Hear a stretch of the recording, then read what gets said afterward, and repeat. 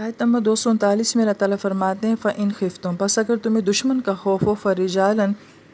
تو کھڑے کھڑے اور رکباناً یا پھر سواری کے اوپر ہی تم نماز پڑھ لیا کرو۔ یہاں پر علماء کرام فرماتے ہیں کہ جنگ کی حالت میں جب باقاعدہ نماز پڑھنے کا موقع نہ مل رہا ہو تو اس بات کی اجازت ہے کہ انسان کھڑے کھڑے اشارے سے نماز پڑھ لے، البتہ چلتے ہوئے پڑھنا جائز نہیں ہے۔ اگر کھڑے ہونے کا بھی موقع نہ ہو تو پھر نماز کی قضا کرنا جائز ہے۔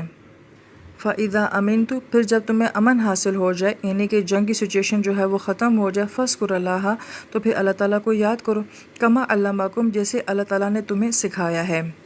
اب اس آیت مبارکہ میں اللہ تعالیٰ کیا فرما رہے ہیں کہ پہلی بات تو یہ کہ اللہ تعالیٰ کے ساتھ تعلق بہت ضروری ہوتا ہے، چاہے وہ آپ کی زندگی کے مشکل حالات ہوں یا پھر اگر آپ اجتماعی لحاظ سے کسی جنگی حالات میں ہیں، دونوں صورتوں میں انسان کا اللہ تعالیٰ کی ذات کے ساتھ تعلق بہت ضروری ہے، لیکن ہم اپنی مرضی کے تعلق بنا لیتے ہیں۔ آیت یہ کہہ رہی ہے کما علمکم، جیسے اللہ تعالیٰ نے تمہیں سکھایا ہے ویسے تم مجھ سے تعلقات بنانے کی کوشش کرو، ورنہ ہم بہت سارے کام ایسے بھی کرتے ہیں جو ہم کہتے ہیں کہ اللہ تعالیٰ کی محبت میں کر رہے ہیں، اللہ تعالیٰ کے لیے کر رہے ہیں، مگر ان کی کوئی حقیقت نہیں ہوتی ہے۔ اور اللہ تعالیٰ نے ہمیں سکھایا کیسے ہے، تو یہاں فرمایا کہ نماز کے ذریعے، کہ سب سے بہترین ذریعہ اللہ تعالیٰ کی ذات کے ساتھ جڑنے کا وہ نماز ہے۔